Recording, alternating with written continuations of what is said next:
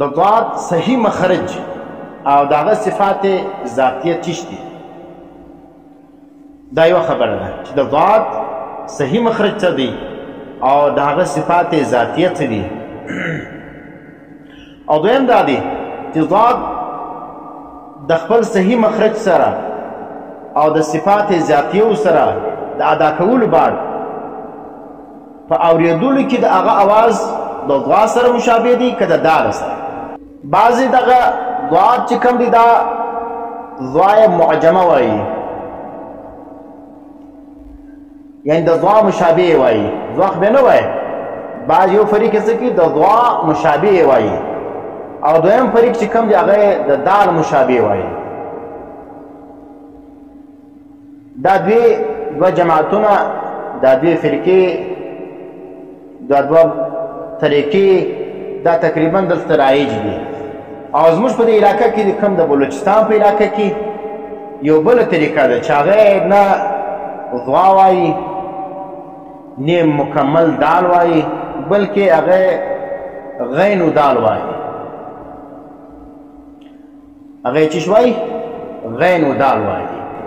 او دا دریمه طریقه دا په نور ځای کې نه ده موجوده، دا صرف په بلوچستان کې زموږ د بلوچستان د بریلیانو دا شعار دی چې هغه پر دې باندې دلایل وایي چې هغه ضاد به غدات وایي. غدات نو غدات ویل دا خو نه تا ضا وویله او نه دې دال وویلې بلکې تا خو یو بل تورم پکې اضافه کړي، غین دې پکې اضافه کړي. نو غدات ویل د دې څه حکم دی؟ نو اول موږ دا ذکر کوو د ضاد صحیح مخرج او د هغه صفات ذاتیه تاسو ته ذکر کوو، بیا د ضا دا ذکر کوو، بیا د دال دا ذکر کوو.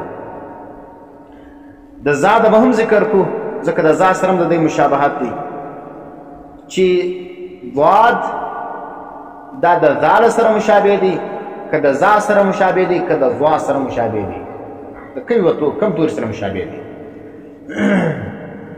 او بیا به د فقهای کرامو او د محدثینو او د قرآن حضراتو څه حوالې دا هم پیش کو چې ضاد چې کوم دی دا د ضا سره مشابه دی که د دال سره مشابه دی. او دا زموږ بریلویان چې کوم وایي غدات وایي دا خو نه د دال سره مشابهت دی نه د ضا سره مشابهت دی، دا خو بالکل غلط دی. دا توري سره په قرآن کې موجود نه دی، په عربي زبان کې غدات نسته. نو څه حال وي دا غلمنځوی چې هغه په غدات باندې ورکوي چې غیر المغضوبي دلته خلا دال وایي، په ولغدالین کې بیا سم معلومیږي چې دلته د غیر مستقل جوړي ولغدالین وایي. دا ولغدالین بالکل غلط دی. دا نو اوس اول موږ ذکر کوو د ضاد مخرج او د هغه صفات ذاتیه. په اتفاق د ائمو حرف ضاد چې کوم دی دا د ژبې اړخ او بیا د ژبې د هغه اړخ چې هغه د ستوني و خواته دی، معنی اقصا حافه لسان دا چې میلاو کې د اضراس علیا د بیخو سره د زامې د غاشو د بیخو په پښتو کې زه درته وایم چې د ژبې اړخ دوه قسم دی. یو دا دی چې دا د خولې زموږ د شونډانو و خواته دی، یو دا اړخ دی. یو د ژبې هغه اړخ دی چې د ستوني و خواته دی، بیا چې د زامې د غاشو د بیخو سره میلاو کې په دې سره ضاد چې کوم دی دا د ضاد مخرج دی، په دې سره ضاد ادا کیږي. اوس د دې طریقه د ادا کېدو علما کرامو یا قرآن حضراتو چې کوم لیکلې ده هغه دا دی چې د ژبې اړخ چې د ستوني و خواته دی دا د ښي طرف او د چپ طرف د دواړو سره کېږي. که د ښي طرف د غاښو د بیخو سره ولګوي د زامې، که د چپه طرف د غاښو د زامې د غاښو د بیخو سره ولګوي هم ادا کېږي. او چې کم کسان ډېر پکې ماهر وي هغه یې د دواړو طرفو سره ادا کولی شي. لیکن دا چیز دی دا شاذ هم دی، نادر هم دی او مشکل هم دی، هر څوک دا کار کولی نشي. صرف د حضرت عمر رضی الله تعالی عنه په باره کې دا مشهوره وله چې هغه به په یو وخت کې د دواړو طرفو څخه د ضاد مخرج ادا کوي. دا د ده د اختصاص دا د خاصیت و. و د ضاد صفات موږ وایو په عربي زبان کې د دې حرف چې کوم دی خپل صفات راځي. نو د ضاد چې کوم صفات دي په هغه کې اول صفت جهر دی. جهر څه ته وایي؟ چې اواز پکې بلند کیږي، بلندی راځي په اواز کې. دویم صفت چې کوم دی هغه رخوت یا رخاوت، نرمي ته وایي. بلندی هم ده، نرمي هم ده پکې. دا قاریان په دې پوهېږي، زه خالي ما تذکره درته کوم. بل چې کوم د استعلا ده، استعلا څه ته وایي؟ حرف به ډک وایي. د ضاد یو صفت چې دی چې استعلا به کوي، دا د حروف مستعلیه وسوي، ډک به وایي. بل د دې صفت چې کوم دی هغه اطباق دی، په دې کې بیا تفخیم دی چې ګوره ډکوالي که به اعلی درجه تفخیم به په دې کې کوي. بل په دې کې چې کوم دی هغه استطالت دی. استطالت معنا اواز به پکې اوږدوي، یو دا د اواز پکې بند کې، یو دا د اواز پکې اوږد کې. نو په ضاد کې چې کوم دی هغه استطالت هم موجود دی.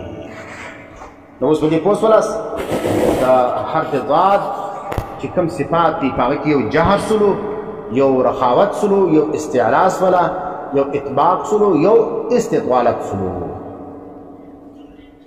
اوس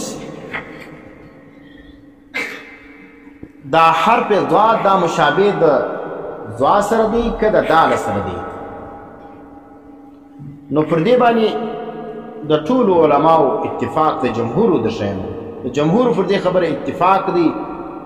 کاغه د تجوید جمهور راواخې، که مفسرین راواخې، که محدثین راواخې، هغه وایي چې د ضاد مشابهت د ضا سره دی، مشابهت د دال سره نه دی. دا نو چې اوس یو سړی ضاد د خپل مخرج څخه ادا کي، په اورېدلو کې به د دې اواز د ضا سره وي.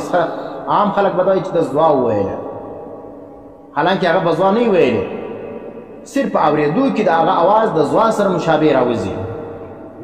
نو په اواز کې مشابهت د ضا سره دی. موږ دا نه وایو چې ضا دي خامخا وایي، یو دی په وخت د مجبورۍ کې ویل، هغه جلا مسله ده. یو دا دی چې یو انسان ازده وي ویې سي په کس د کار یې ضا وایي، دا موږ وایو دا غلط کار کوي. یو دا دی چې سړی د خپل مخرج څخه ادا کړي، د مخرج څخه د ادا کېدو بعد د هغه په آواز کې دا انسان ته دا سوچ راشي چې دا یې ضا وویله که ضا ووایي.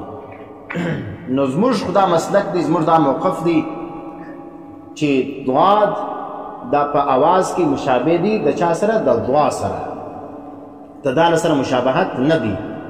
نو غیر المغضوبی دا رقم ویل ټیک دی، غیر المغضوبی دا ویل غلط دی. په پوه شولاست؟ اوس زه د دې صفات درڅې کوم، کاریان ته معلومیږي. د ټولو د حرف ضاد هم درته ذکر کوم، د ضاد هم ذکر کوم، د ذال هم ذکر کوم، د زاد هم ذکر کوم، د دال هم ذکر کوم. دال خو بالکل د ضاد سره دا مخالف دی. صرف په یو دو کې چې کوم دی هغه د مطابقت لري، په نور کې د مخالفت لري. ضاد چې کوم ده دا تقریبا د ضاد سره په ټولو کې صفاتو کې د مشابهت لري.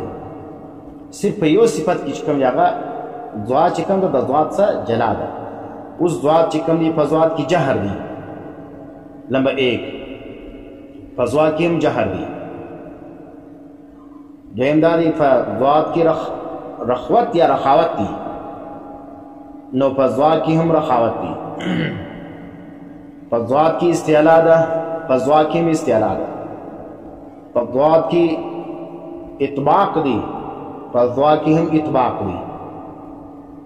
دا توس 1 2 3 4 دا څلور صفتو کې ضا او ضاد چې کوم دي دا قاریان په دې پیږي چې دا چې سره یو دي سره، او یو استطالت د ضاد کې موجود دی، په ضاد کې هغه نه دی موجود. درازي د اواز دا په ضاد کې موجوده ده، لیکن په ضاد کې نه ده موجوده.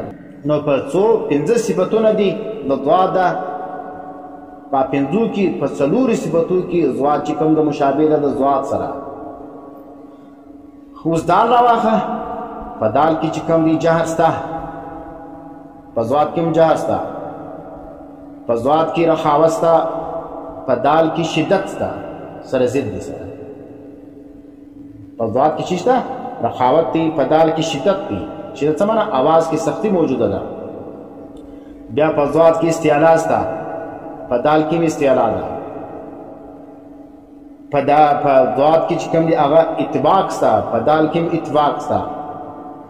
اور آخر پنځم صفت چې کوم دی په ضاد کې استطالت دی، په دال کې قلقله ده، قلقله موجوده ده.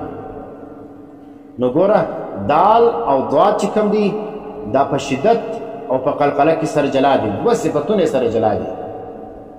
او د ضاد سره چې کوم مشابهت وو څلور سره یو ولو، صرف په یوه شي کې سره جلا ولو.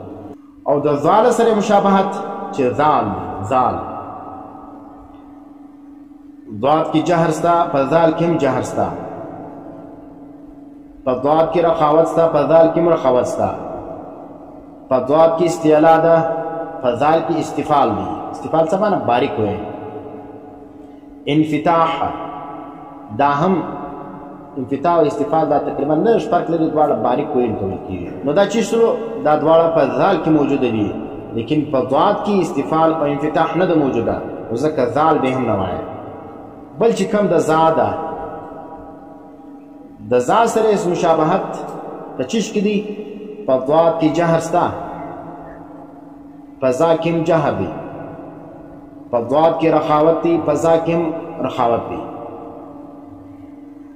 په ضاد کې استعلا ده، په ذا کې هم استعلا ده، په ضاد کې اطباق دی، په ذا کې هم اطباق ده، په ضاد کې استطالت دی، لیکن په ذا کې صفیر دی. یعنی د حروف صفیریه اوسه ده سیټي پکې راوځي، دا صفت کې دی بالکل زنجلا دی. بل دال سلو، دال په شدت او په قلقله کې زنجلا دی. نو تربود زیات مشابه حرف و ضاد لره دا ضاده د قرات د فن په اعتبار سره چې صفات د ضاد او د ضاد چې کوم دي دا سره یو دي. په څلور صفتو کې ضاد او ضاد چې کوم دا یو شی دي سره، او یو ضابطه دا ده چې کوم حرف د بل حرف سره څونه زیات په صفتو کې شریک وي، هغونه به حرف د بل حرف سره مشابه وي. لکه دا مخ نقشه چې اوس ما تاسو ته بیان کړه. نو د ضا او د ضاد فرق چې کوم دی هغه صرف په استطالت کې دی، او د دال سره خو په سر کې مشابهت شته نه، شدت او قلقله دا دواړه په دال کې موجود دي، لیکن په ضاد کې شدت او قلقله نه ده موجوده. اوس استطالت څه ته وایي؟ استطالت دا ته وایي چې ګوره ضاد چې ته د خپل مخرج څخه د ټولو صفاتو سره ادا کې، نو په اواز کې چې راځي د اواز اطول وي، زیاتوالی وي، ویني په اواز کې زیاتوب راځي، اوږد وي. او ضاد چې ته د خپل مخرج سره د خپل صفات سره د ادا کې په دې کې توالت نه موجوده، اوږدوالی نه موجوده. نو صرف د ضا او د ضاد فرق دا دی، په ضاد کې چې کوم دی هغه استطالت دی، څه معنا؟ اواز کې طول والی راځي، اوږدوالی راځي، او په ضاد کې چې کوم دی هغه اوږدوالی نه دی موجوده. دا صرف دا معمولی فرق دی، په دې باندې هم کاریان پوهېږي.